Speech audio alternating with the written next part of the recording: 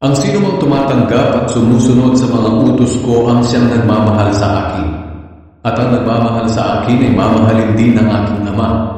Mamahalin ko rin siya at ipapakilala ko ang aking sarili sa kanya. Tinanong siya ni Judas, hindi si Judas Iscariote. Panginoon, bakit sa amin lang po kayo magpapakilala at hindi sa lahat? Sumagot si Jesus, ang nagmamahal sa akin ay susunod sa aking salita.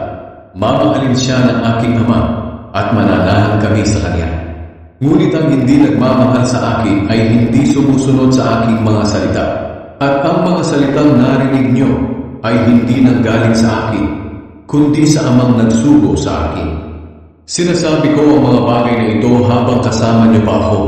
Pero kapag nakaalis na ako, ang tagatulong na walang iba kundi ang banal na Espiritu ang ipapadala ng Ama bilang kapalit ko.